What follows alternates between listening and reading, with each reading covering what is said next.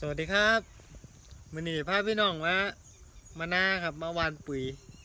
แล้วก็สิพามาเก็บเห็ดปวกตาบครับนี่ครับพ่นเก่าครับพี่น้องเมื่อกี้ย่างเบิ้งเลยครับมี2-3ดอกครับเดี๋ยวไปเบิ้งครับนี่ครับพี่น้องดอกงามๆเห็ดปวกตาบมื้อนี้บ่ได้เอาเสียมบ่ได้เอามีดมาครับดึงเอาเลยนี่ผลครับทางบนไปละย่างเบิ้งนะครับพวกหันนี้นี่มีดอกหนึ่ง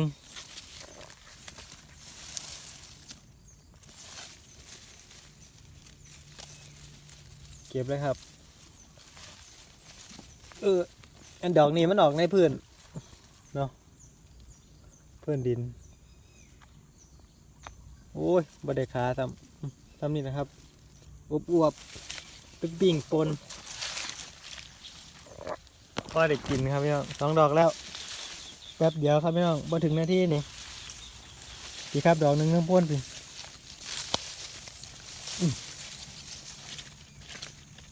ดอกนี้กับขาบ่ค่อยงาม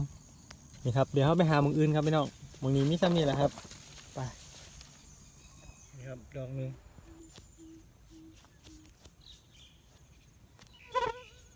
คือมีดอกเดียวน้อมนะเบิ่งก่อนครับนี่ครับแตกดอกน้อยๆดอกน้อยๆแตกไหมครับมันตื่นอยู่น้ำกันครับแตกบ่หลายดอกแตกนี่ครับข่างกันแท้นะครับแตกหนึ่งดอกหน่อยแห้งนี่ครับแตกหนึ่ง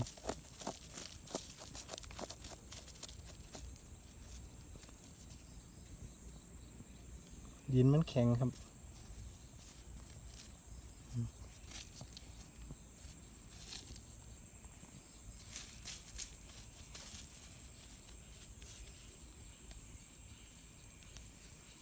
แตกเมื่อแล้วพี่น้องนี่ครับมันดอกหน่อยพอครับนี่แตกน้อยๆนึงพี่ครับแตกหนึ่งกำลังน้อยๆนึงเอาไว้ก่อนครับนี่แตกหนึ่ง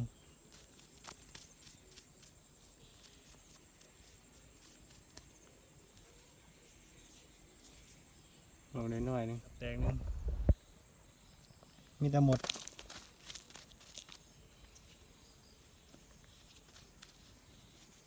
2 ดอกครับ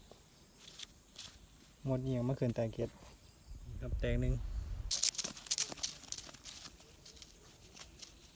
นี่ครับอีกแตกหนึ่ง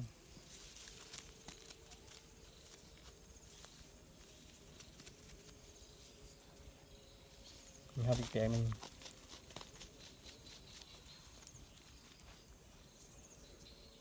นี่ครับนี่ครับดอกหนึ่ง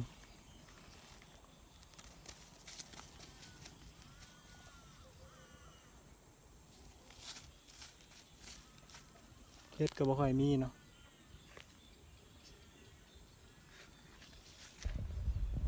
นี่แม่นบ่นี่ครับดอกหนึ่งแตกหน่อยมันเก็บแตกหน่อยนะครับ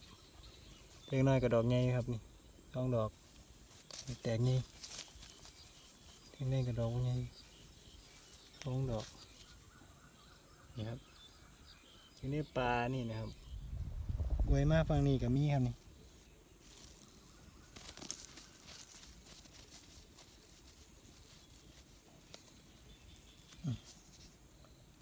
ดอกหนึ่งครับแตกหนึ่งแตกแล้วครับขนาดบ่ได้ใส่ซ้อนนี่แตกเบิดเลยครับนี่ครับบ่ได้เอาซ้อนมาครับดินมันแข็งนี่ครับพี่น้องแต่ดอกใหญ่อยู่ครับดินแข็งโพด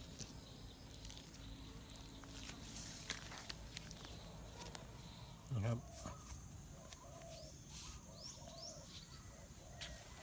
ครับแตกหนึ่งครับพี่น้อง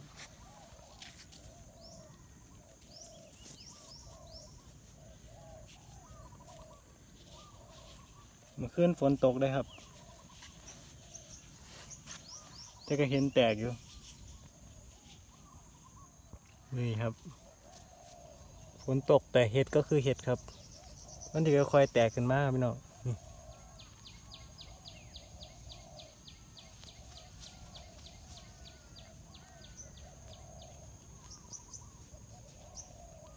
นี่แตกขึ้นมาก็ครับนี่แตกหนึ่ง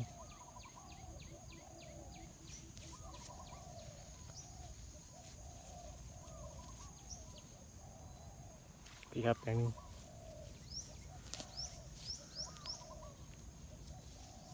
นี่ครับแตกหนึ่ง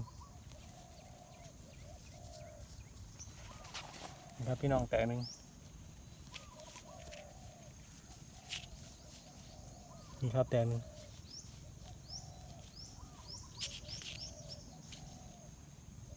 นี่ครับแตกนี่ครับแตกหนึ่ง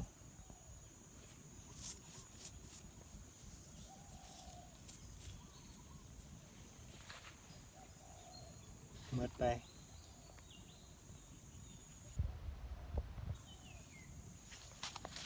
นี่แมนบ่บางทีก็ควรเดากันครับพี่น้องแต่ว่าเห็ดมันที่แตกขึ้นครับนี่จริงสิเห็ดมันใหญ่ซุมือครับฝนที่ตกใส่กับสร้างมันแตกดอกใหญ่ทำครับแตกคุณ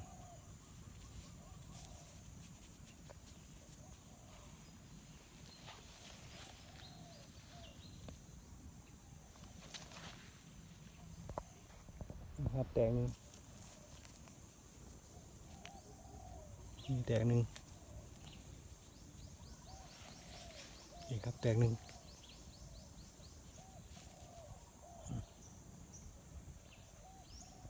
นี่ครับดอกหนึ่ง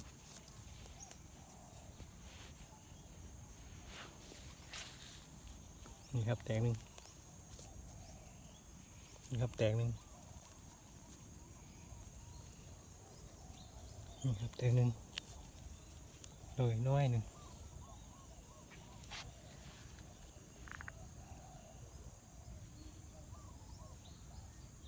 เงียบหาก่อนครับ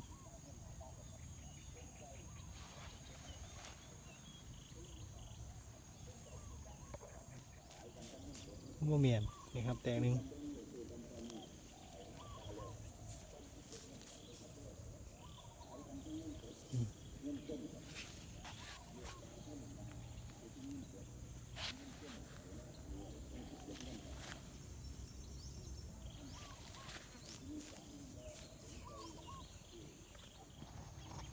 นี่นะครับแตกหนึ่ง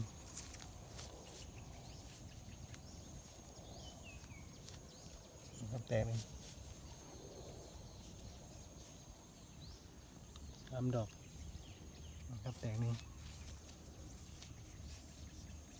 2 ดอกนี่ครับดอกหนึ่ง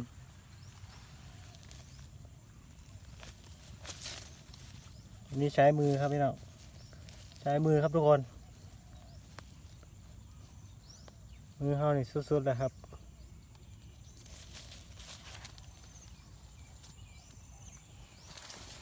มีดอกบานดอกหนึ่งครับพี่น้อง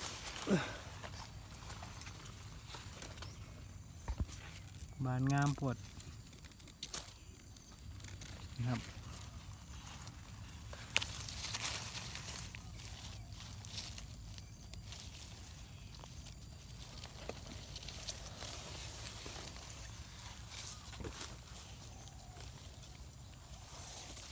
เห็ดปวกตา